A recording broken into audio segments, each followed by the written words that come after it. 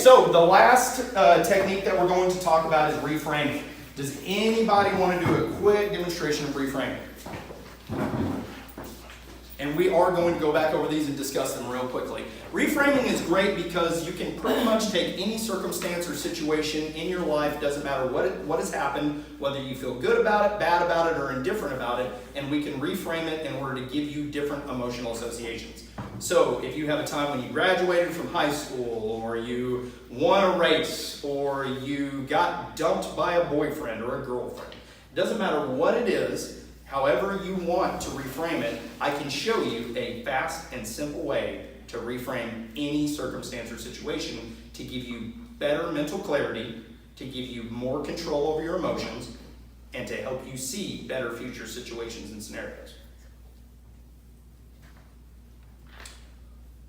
All right, let's all do it together. Everyone in here think about a past situation that didn't go so well. One that ended up very negative. You didn't get the result that you wanted, and it feels like that you were out of control about that. Not your fault. not necessarily anything you could have done about it that you can think of right now. Does everyone have one? And is there anyone that still needs a few seconds? Or maybe a different cue to help you out? And don't feel badly about this. None of our brains work the same way. So if you need a better cue or a better way of being able to bring this up, we'll take a few seconds and I can help you with that. Okay, great. So I want you to think about that situation from the perspective of a superhero. Now, this is called dissociation. Now, you guys remember a lot of times when I was asking questions, I would ask you, are you in the picture or are you out of it? That's association. So when you think about now that situation, I want you to dissociate. You're going to see this from a superhero's perspective, watching you. You're going to watch you in this scenario, play it out as if you were Wonder Woman or Superman watching the same scenario.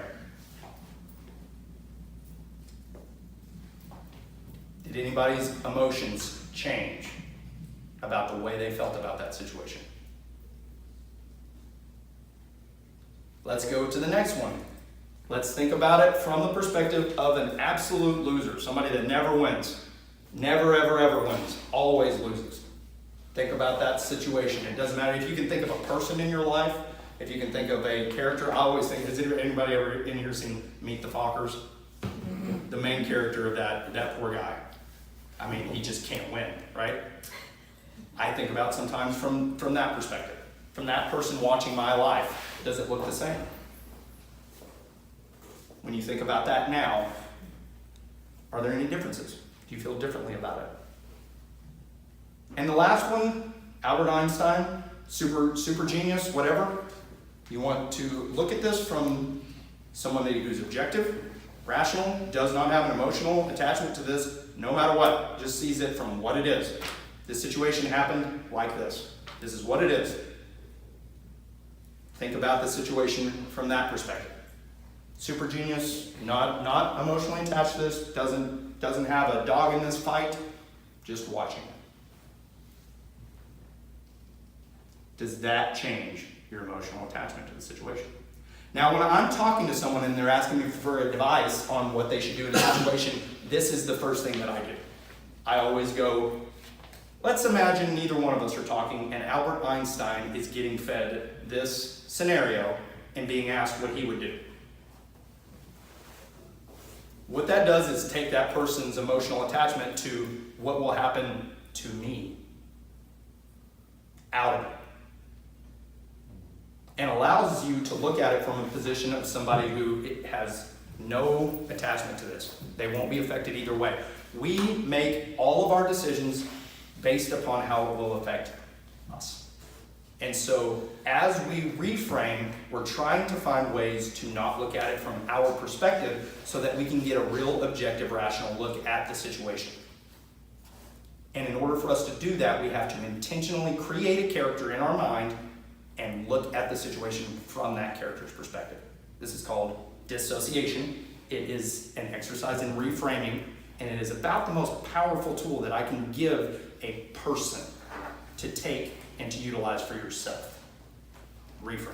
Okay? Now the swish pattern and mapping across normally takes someone else having to help you out because you don't really know the questions to ask yourself about, are you visually connected to this?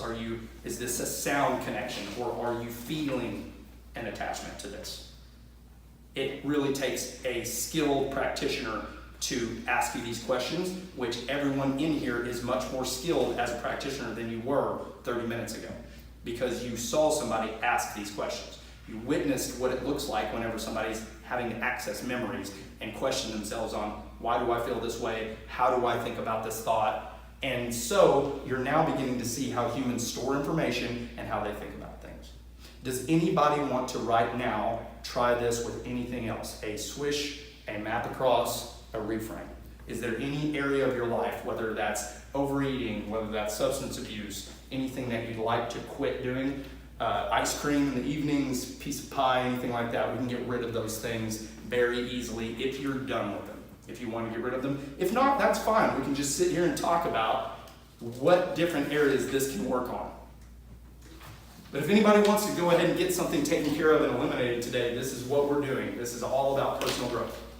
Now, did everybody participate along with the last situation where we were generating the ideal version of yourself? Did you get to do that? Because we're going to go ahead and do that right now. I have a question. Yes, ma'am. So, when you're reframing and you're realizing now, I mean, you go back to the event and you're thinking about it, like when I'm doing that, I'm thinking regret. Like, why didn't I act like the superhero? Why did I act like the loser instead of this, you know what I mean? How do you... Okay, so, go ahead and everybody look at the reframing outline, because this is a very important point that I don't want to leave out. Reframing applies to past experiences, present circumstances, and future situations and scenarios. So when we're thinking about our past, a situation that didn't go well, and we're starting to regret it, right? Number one, think about that perspective from a superhero, and from a superhero's perspective, analyzing your behavior. Now, you may find that you find your behavior to be less than what a superhero would have done. If that's the case, you'll probably have a little bit of regret. So you want to move on to the next one.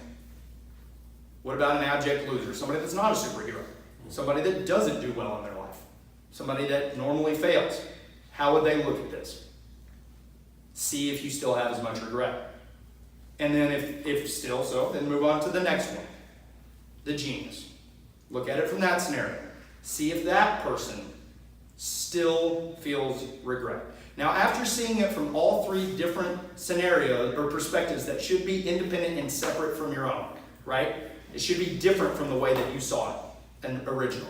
You should have formulated a different perspective.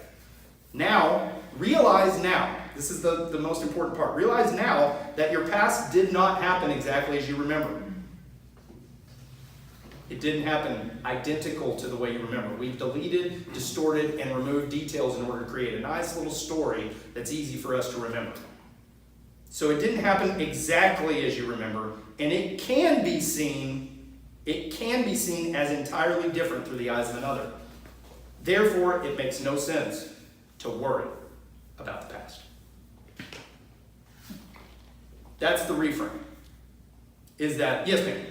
Can you go into some more detail on how to reframe it from the perspective of a loser? Because Yes. if you're picking a negative situation, you might Yes. have that victim mentality. Correct. So that's why we start with the superhero mentality, is because you want to become a superhero first. That makes you feel powerful, strong, in command, in control, and a little more objective of the situation because you feel like you have more power. Now, a lot of times what happens when people put themselves in that situation, they feel regret. Because they go, man, if I had done this before and had this ability before, I would have handled my situation differently. I regret that now. So what I want to give them now is the power to see what it would have looked like from the perspective of somebody who never wins, who didn't have the capacity to do better. Wouldn't have done better, would have lost still. And what I'm trying to get you to do in that situation is to see that you are not a loser.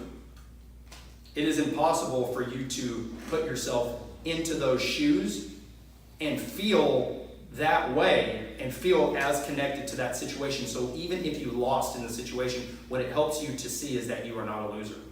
It is entirely impossible for you to make that generalization about yourself, because you don't always win and you don't always lose. Therefore, for you to call yourself a loser or think of yourself as a loser is entirely nonsensical. So what reframing does is it shows you how silly you are to tell yourself one story or another. It gives you the ability to tell yourself different stories about your situation and empower you to have different ideas and therefore choose the one that makes you the strongest. Does it? Yeah. Great. So then what we want to do then with the last one, the genius, is to be as objective and as rational as possible. No emotions, take it all out of it. I'm just an objective third party. Has everyone read the story of King Solomon whenever the two ladies came to him and they had one baby and both of them claimed that it was their baby? What did he do? Does anybody remember? He ordered to have the baby Cut in half. cut in half. Why? Because then the real mother would step up. The real mother stepped up and said, what? Don't do it. Don't do it, let her have the baby. I don't want the baby. Now, do you think that that was a kind, sympathetic way for the king to act? Was it super understanding? It was genius! Wasn't empathetic. You have to be able to look at circumstances and situations from multiple perspectives in order for you to make a decision that will make you feel best about it. And this is a clear, easy method to give you a way to do that.